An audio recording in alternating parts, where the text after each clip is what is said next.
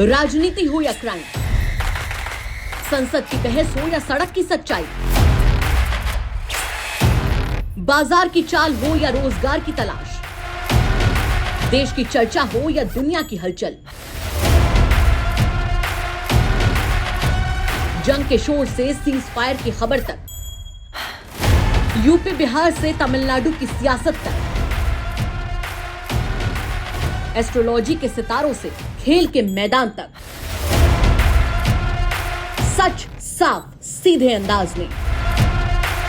देखिए तक 360, गली से ग्लोब तक। देश की राजनीति में बीजेपी का जितना उभार होता गया, कांग्रेस और लेफ्ट एक दूसरे के करीब होते गए। 2024 के लोकसभा चुनाव से पहले कांग्रेस की अगुवाई में इंडिया अलायंस बना तो लेफ्ट की सारी पार्टियां नेचुरल अलाय बनी। कांग्रेस और लेफ्ट की रिलेशनशिप अरसे से कंफ्यूजन वाली रही है। केरल में कांग्रेस को सीधी लड़ाई लेफ्ट से है तो बंगाल में और दिल्ली की राजनीति में दोनों एक दूसरे की पार्टनर है। असली परीक्षा अब शुरू हुई है जब साथ बंगाल और केरल में विधानसभा चुनाव हो रहे हैं। बंगाल में सीधी फाइट ममता बनर्जी और बीजेपी की है। कांग्रेस और लेफ्ट हाजिरी लगाने के लिए चुनाव में उतरेंगे। केरल में सीधी फाइट कांग्रेस और लेफ्ट की है, जहां बीजेपी हाजिरी के लिए चुनाव लड़ती दिख रही है। चुनाव में ज्यादा वक्त बचा नहीं है। बड़ी हलचल है कि बंगाल में कांग्रेस अलायंस के लिए क्या करे, अकेले लड़े या लेफ्ट के साथ मिलकर लड़े। पिछला चुनाव कांग्रेस और लेफ्ट ने मोर्चा बनाकर लड़ा था, फिर भी दोनों के हाथ कुछ नहीं आया। ममता ने बीजेपी को रौंदते हुए हैट्रिक लगा दी। सुनने में आया कि कांग्रेस हाईकमान ने बंगाल पार्टी यूनिट से राय पूछी। 2-1 छोड़कर ज्यादातर जिला अध्यक्षों ने लेफ्ट के साथ अलायंस करने से मना किया है। कहा कि अकेले चुनाव में जाना चाहिए। ऐसी सलाह एमपी, हरियाणा समेत कई राज्यों की कांग्रेस यूनिट ने हाईकमान को दी थी। जब नतीजा आया तो माना गया कि अकेले जाना ही घातक साबित हुआ। अब वही धर्म संकट फिर सामने है। बंगाल कांग्रेस कह रही है कि लेफ्ट से अलायंस नहीं होना चाहिए। हालांकि अधीर रंजन चौधरी जैसे बड़े नेता लेफ्ट से अलायंस की वकालत कर रहे हैं। प्रदेश कांग्रेस अध्यक्ष शुभंकर सरकार का कहना है कि पार्टी को खड़ा होना है तो अकेले ही चलना होगा। नेशनल पॉलिटिक्स के चलते कांग्रेस लेफ्ट से बिगाड़ना नहीं चाहती, लेकिन कोई फाइनल व्यू आया नहीं। लेफ्ट का मन है कि कांग्रेस विरोधी बनकर नहीं, दोस्त बनकर लड़े। सीपीएम महासचिव MA बेबी चाहते हैं कि फॉर्मल अलायंस भले ना हो, लेकिन सीट एडजस्टमेंट तो होना ही चाहिए। अब यहां एंट्री हो गई है केरल कांग्रेस की। माना जा रहा है कि विधानसभा चुनाव में कांग्रेस के यूडीएफ के जीतने की बढ़िया चांसेस हैं।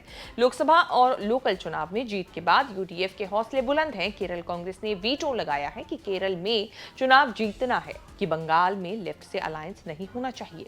लेफ्ट से अलायंस नहीं होना चाहिए, इस पर बंगाल और केरल कांग्रेस नेताओं की एक राय है। अगर बंगाल में लेफ्ट और कांग्रेस का अलायंस हुआ तो कांटे की लड़ाई के बाद भी ममता और बीजेपी मिलकर निशाना साधेंगे। ममता को कांग्रेस से डर नहीं, लेकिन लेफ्ट के खिलाफ कतई नरम नहीं हो सकती। बंगाल में कंफ्यूजन तो कांग्रेस और ममता का भी है। बीजेपी के खिलाफ नेशनल लेवल की दोनों पार्टियां इंडिया अलायंस में है, लेकिन बंगाल में चुनाव लड़ने या सीट शेयरिंग की बात जब आती है तो ममता बनर्जी कांग्रेस को कतई स्पेस देने के लिए तैयार नहीं होती। वैसे हाल ही में दिलचस्प ये मामला हुआ कि केरल में कांग्रेस के यूडीएफ में ममता बनर्जी की टीएमसी शामिल हुई है। केरल कांग्रेस का कहना है कि जब हम लेफ्ट को हराकर चुनाव जीतने की सोच रहे हैं तो बंगाल में अलायंस होने से केरल में सब कुछ बदल जाएगा। केरल के कांग्रेस नेताओं ने हाईकमान से कहा है कि अगर बंगाल में लेफ्ट से अलायंस रहा तो केरल में बीजेपी को इसका सीधा फायदा मिलेगा। कांग्रेस के लिए यह समझदारी बिल्कुल नहीं होगी कि बंगाल के लिए उस केरल को फिर से रिस्क में डाला जाए जहां जीतने के पूरे चांसेस हैं। आजकल दिल्ली में हाईकमान लेवल पर बैठकें होनी है जिसमें फैसला हो जाएगा कि बंगाल में अलायंस का क्या करना है। 2021 में भी बंगाल और केरल में लगभग आसपास चुनाव हुए थे। केरल में कांग्रेस के जीतने का चांस था, लेकिन हैरान करते हुए पी विजयन की अगुवाई में लेफ्ट ने लगातार दूसरी बार चुनाव जीतकर सरकार बना ली। लेफ्ट ने 45% वोट शेयर के साथ 99 सीटें जीतकर सरकार बनाई थी। यूडीएफ 40% वोट पाने के बाद भी 41 पर सिमट गया। उसी साल बंगाल में कांग्रेस ने लेफ्ट के साथ अलायंस करके इंडियन सेक्युलर फ्रंट बनाकर चुनाव लड़ा था और बुरी तरह हार हुई थी। बंगाल में कांग्रेस ने 2024 के लोकसभा चुनाव में बस एक सीट जीती। 2021 के विधानसभा चुनाव में भी सिर्फ एक सीट पर जीत मिली। आखिरी बार 82 82 सीटें 1996 में जीती थी। उसके बाद 4 विधानसभा चुनावों में 26, 21, 42 और 44 सीटें जीती। 2021 में कांग्रेस सबसे बुरी हाल में रही। लोकसभा में भी कांग्रेस 2009 में 6 सीटें जीती थी, फिर 2014 में 4, 2019 में 2 और 2024 में 1 सीट पर सिमट गई। कांग्रेस की आखिरी सरकार सिद्धार्थ शंकर रे ने 1972 में बनाई थी। तब से कांग्रेस निपटते निपटते जीरो पर आ गई। चुनावी हलचल के बीच पीएम मोदी का बड़ा दौरा केरल में हुआ। जाते ही उन्होंने कांग्रेस पर हमला तेज कर दिया कि केरल में कुश्ती, बंगाल में दोस्ती। अगर ये दिल्ली और बंगाल में दोस्त हो सकते हैं तो केरल में एक दूसरे के खिलाफ लड़ने का दिखावा क्यों कर रहे हैं? अब समय आ गया है कि जनता कांग्रेस लेफ्ट के पवित्र गठबंधन की जोड़ी तोड़े।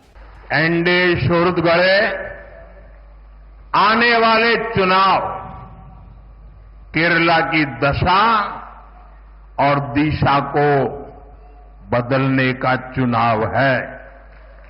जब केरला के फ्यूचर की बात आती है तो आपने अब तक 2 पक्ष ही देखे हैं। एक तरफ एलडीएफ और दूसरी तरफ यूडीएफ, और इन दोनों ने बारी बारी से केरला को तबाह किया है। लेकिन एक तीसरा पक्ष भी है। वो पक्ष डेवलपमेंट का है, गुड गवर्नेंस का है, बीजेपी एनडीए का है।